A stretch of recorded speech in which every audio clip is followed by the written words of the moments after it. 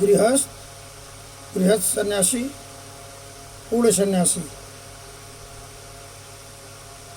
गृहस्थ अपने परिवार के लिए कर्म प्रार्थना इच्छा रूपी भक्ति का प्रारंभ बनता है।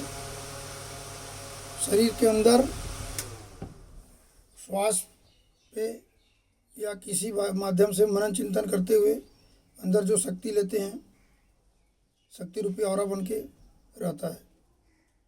जो भी करते हैं परिवार के लिए। गृहस्थ सन्यासी पहले गृहस्थ के लिए करते हैं, गृहस्थ आश्रम के लिए। फिर जब ज्ञान होता है या कहीं लेकिन परंतु लगता है तो वैराग जगता है, तो फिर संन्यास आश्रम पकड़ लेते हैं।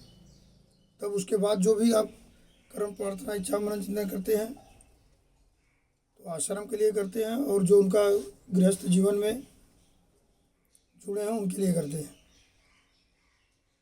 या जो भी जिस तरह से उनसे जुड़े हैं। पूर्ण सन्यासी जन्म से, जब माता पिता के गर्भ में जन्म लेते हैं, उसमें परमात्मा सातवां प्रवेश करते हैं, फिर धरती के ऊपर आकाश के नीचे आते हैं, वो भी कर्म प्रार्थना इच्छा रूपी भक्ति उनका भी होता है।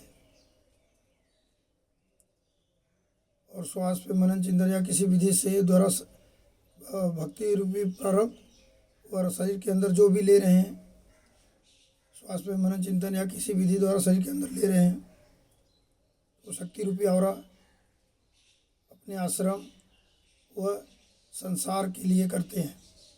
लेकिन कर्म प्रार्थना इच्छा मनन चिंतन गृहस्थ को भी करना है, गृहस्थ सन्यासी को भी करना है, पूर्ण सन्यासी को भी करना है, नर को भी करना है, नारायण को भी करना है, भक्त को भी करना है, भगवान को भी करना है, पुरुष को भी करना है, महापुरुष को भी।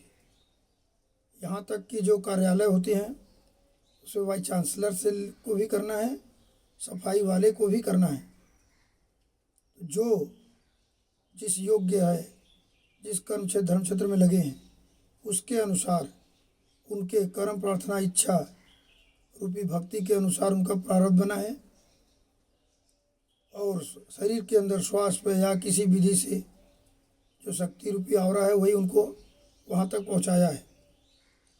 गुरु ईश्वर प्रकृति के कृपा से वहाँ तक पहुँचे हैं कि नर से नारायण, भक्त से भगवान, सफाई वाले, वीसी, डॉक्टर, जज, जितने भी पद हैं उस पद पे उन्हीं का ही कर्म प्रार्थना इच्छा रूपी भक्ति से उनका प्रारब्ध बना, और शरीर के अंदर वो किसी न किसी माध्यम से शक्ति रूप में लिए हैं और वहाँ तक सफलता मिला, और परिणाम जो है गुरु ईश्वर प्रकृति दिए। अंतर्मात्र गृहस्थ सन्यासी, पूर्ण सन्यासी में मात्र एक चीज़ क्या है कि जो पूर्ण सन्यासी हैं वो जब उनके शरीर में परमात्मा सातवां प्रवेश किए, एक बार भी शारीरिक संबंध नहीं बनाए हों, तभी पूर्ण सन्यासी हैं। नहीं तो आप किसी भी तरह से शारीरिक संबंध बना लिए तो आप पूर्ण सन्यासी के हकदार नहीं हैं। यदि आप बनते हैं तो आप मिथ्याचारी की बातें हैं। कोई देखे ना देखे, स्वयं का आपका परमात्मा अंश आत्मा देख रहे हैं कि आप समाज में कहते लिखते बोलते क्या है और कर किए क्या है। तो मात्र बस यही है कि हम जो संबंध है शारीरिक संबंध, इसी में अंतर के कारण आप पूर्ण सन्यासी हैं। नहीं तो आप गृहस्थ सन्यासी हो सकते हैं या गृहस्थ हो सकते हैं।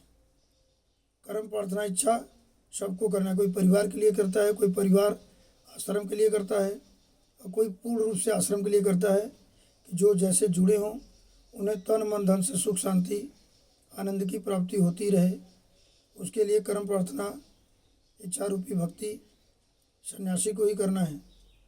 श्वास के अंदर या किसी विधि से अंदर शक्ति रूपी ऑरा लेना है। तो जो जुड़े हैं यदि उनके अनुसरण करके वो करेंगे तो उनको भी सफलता मिलती है। हनुमान जी कर्म स्वयं करते थे, समर्पित श्री राम को करते थे। समाज व संसार के तमाम लोग ऐसे हैं, पुरुष से जो महापुरुष हुए उन्हीं के कर्म प्रार्थना इच्छा से हुए ना,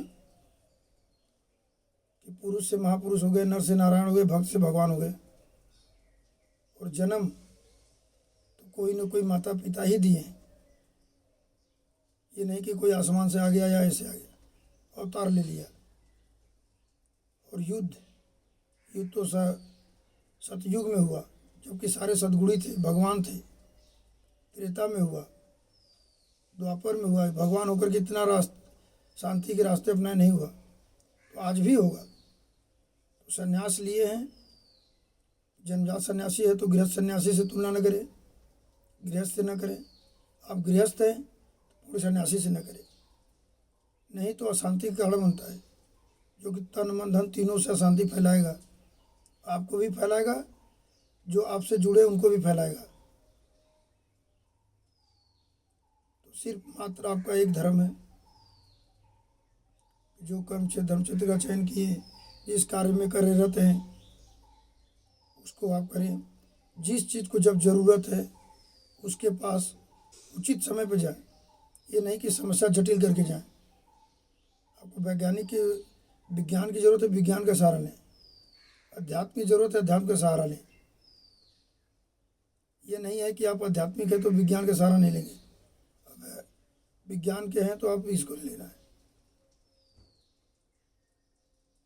इस चीज़ को जो ज़रूरत पड़े उसका सहायता लें। परिणाम हमेशा गुरु ईश्वर प्रकृति को समर्पित करते हुए वर्तमान में कुछ पूर्व जन्म में किए हुए कर्म, प्रार्थना, इच्छा, मनन, चिंतन, तो कुछ वर्तमान में रहन सहन, खान पीन, संगत में किया हुआ कर्म, प्रार्थना, इच्छा रूपी भक्ति से आपका प्रारब्ध बनेगा।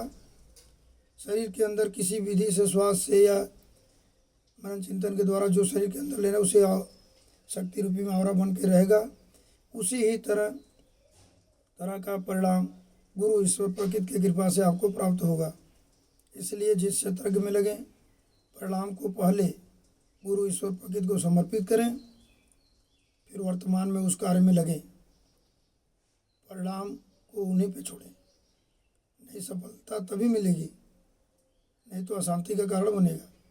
द्रौपदी सबसे गुहार लगाई, कोई काम नहीं है, तब भगवान को समर्पित करती है।